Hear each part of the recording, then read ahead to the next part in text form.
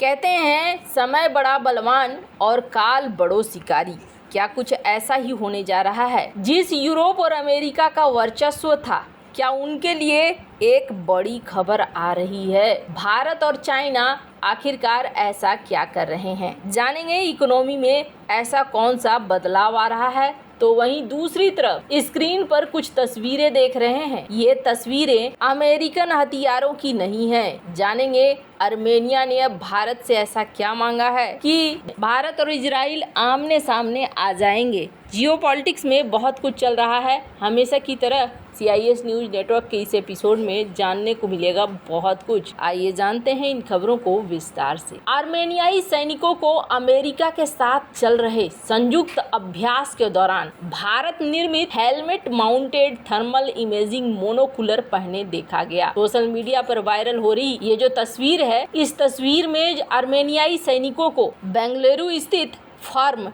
टोनबो imaging के बनाए गए थर्मल इमेजिंग मोनोकुलर पहने दिखाया गया। ये साइट उन कई रक्षा संबंधी उपकरणों में से है जिन्हें आर्मेनिया ने अजरबैजान के साथ युद्ध में हारने के बाद अपनी सेना को मजबूत करने के लिए भारत से खरीदा है। संयोग से भारतीय सेना ने भी 2021 में चीन के साथ तनाव के बीच आपातकालीन खरीद के हिस्से के रूप में टोनबो इमेजिंग से कई अन्य चीजों के अलावा ये साइट्स भी खरीदी थी। वैसे आपको बता दूं, भारत के अलावा इजराइल और फ्रांस सहित कई देशों की स्पेशल फोर्सेस भारत की इसी कंपनी के प्रोडक्ट का उपयोग कर रही हैं। सुनने में आपको हैरानी होगी, लेकिन ये सच्चाई है। 2016 में सर्जिकल स्ट्राइक के दौरान भारतीय सेना के स्पेशल फोर्सेस के जवानों ने भी इसी फर्म से खरीदे गए थर्मल साइट्स का इस्तेमाल किया था। एक दशक पहले नाटो के साथ संयुक्त अभ्यास के दौरान भारतीय सशस्त्र बलों को इस कंपनी के प्रोडक्टों के बारे में पता चला। तब अमेरिकी सेना ऐसे हथियारों का इस्तेमाल कर रही थी जिनमें टोनबो सिस्टम के साइट्स लगे हुए थे। उस वक्त सेना को एहसास हुआ कि भारत में भी ऐसे उपकरण बनाने वाली कंपनियां मौजूद हैं। आर्मेनिया पिछले कुछ साल में भारत का सबसे बड़ा हथियार खरीदार देश बनकर उभरा है। उसने भारत से आर्टिलरी गन सिस्टम, पिनाका का मल्टी बैरल रॉकेट लॉन्चर से लेकर छोटे हथियार, गोला बारूद और फ्यूज खरीदे हैं। आर्मेनिया भारत की सार्वजनिक और निजी दोनों क्षेत्रों में भारतीय रक्षा कंपनियों के लिए एक बड़ा ग्राहक बनकर उभरा है। हालांकि आर्मेनिया को हथियार निर्यात पर भारत सरकार ने अभी तक चुप्पी साधी हुई है, लेकिन कहा जा रहा है कि यहाँ पर भारत की एक रणनीतिक भूमिका है। भारत के हथियार निर्यात में जबरदस्त इजाफा हुआ है। वैसे आपको बता दूं, अब चीजें थोड़ी और ज्यादा सीरियस होती हुई दिख रही हैं। भारत और इजराइल के संबंध बहुत अच्छे हैं, लेकिन दोनों दोस्तों के हथियार भविष्य में आमने सामने आ सकते हैं। आर्मेनिया ने भारत की परलय मिसाइल में दिलचस्पी दिखाई है। कथित तौर पर आर्मेनियाई इजराइल की एरोस्पेस इंडस्ट्री की ओर से बनाए गए लॉन्ग रेंज आर्टिलरी लोरा बैलिस्टिक मिसाइलों का मुकाबला करना चाहते हैं, जो उसके कट्टर दुश्मन अजरबैजान ने खरीदी है। यूरेशियन टाइम्स की रिपोर्ट के मुताबिक लोरा का मुकाबला करने के लिए आर्मेनिया भारत की परलय मिसाइल खरीद सकता है। फिलीपींस को ब्रह्मोस निर्यात के बाद अगर आर्मेनिया को परलय मिसाइल भारत बेच पाता है तो ये पूरी दुनिया में DRDO की छवि को मजबूत करेगा। ब्रह्मोस की तुलना में परलय मिसाइल में स्वदेशी सामग्री की प्रतिशत ज्यादा है, इसलिए इसके निर्यात से भारत को कमाई भी ज्यादा होगी। लोरा की रेंज 400 किलोमीटर है और इसमें भी GPS का इस्तेमाल किया जाता है। ये अपने टारगेट के 10 मीटर तक में ही चूक सकता है, इससे ज्यादा नहीं। परलय मिसाइल और करीब जो लोरा है, दोनों की चीजें एक दूसरे से मिलती जुलती हैं। कनस्टर बेस्ड है, कहीं भी ले जाया लाया जा सकता है। मारक क्षमता 150 से 500 किलोमीटर है और परलय को पृथ्वी एडी मिसाइल से विकसित किया गया है। खासियत ये है कि इसे रूस की इस्कंदर मिसाइल समान माना जाता है। भारत के रक्षा मंत्रालय ने भी दिसंबर 2022 में 120 परलय मिसाइल खरीदने की मंजूरी सेना को दे दी है। परलय मिसाइल ठोस प्रोपेलेंट रॉकेट मोटर से चलता है और इसका वजन है 5 टन।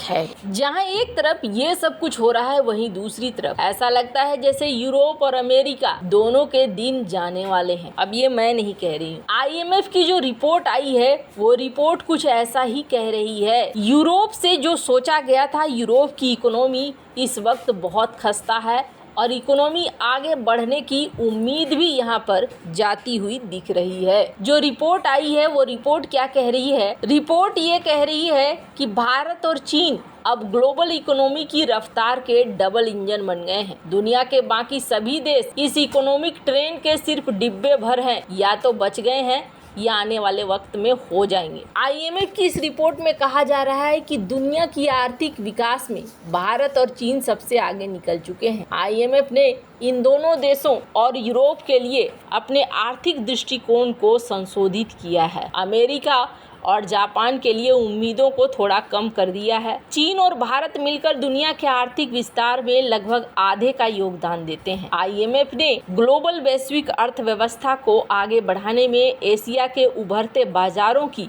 महत्वपूर्ण भूमिका को दिखलाया है।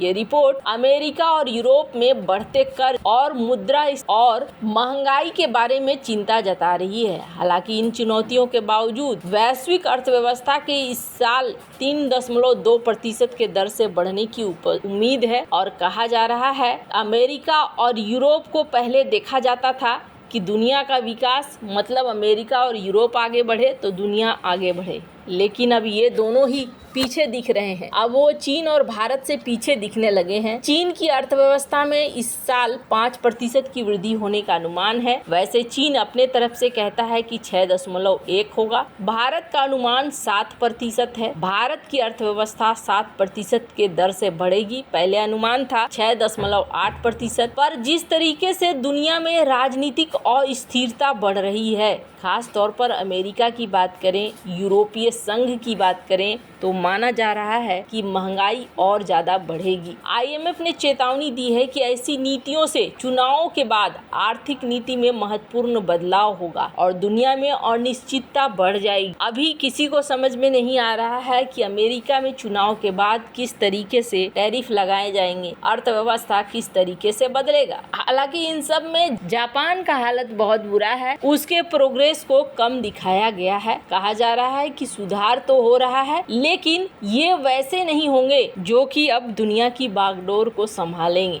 दुनिया की बागडोर अगर दो कंधों पे है तो वो चाइना और भारत के ऊपर रहेगा। अब ये फिलहाल के लिए जिस तरीके से रिपोर्ट आई है, आने वाले समय में बहुत सारी चीजें बदलेगी, क्योंकि अमेरिका का चुनाव भी बहुत हद तक चीजों को प्रभावित करेगा और डोनाल्ड ट्रंप आते हैं या बाइडेन आते हैं, जो भी आते हैं, इसके बाद ही सही संकेत मिलने शुरू होंगे। वैसे दोनों में से कोई भी आए, चाइना के लिए मुश्किल भरी रहने वाली है। वैसे आपको क्या लगता है, इन सब मामले में आपकी क्या राय है, कमेंट कर जरूर बताएं। जल्द मिलते हैं अगले वीडियो में नई खबर के साथ।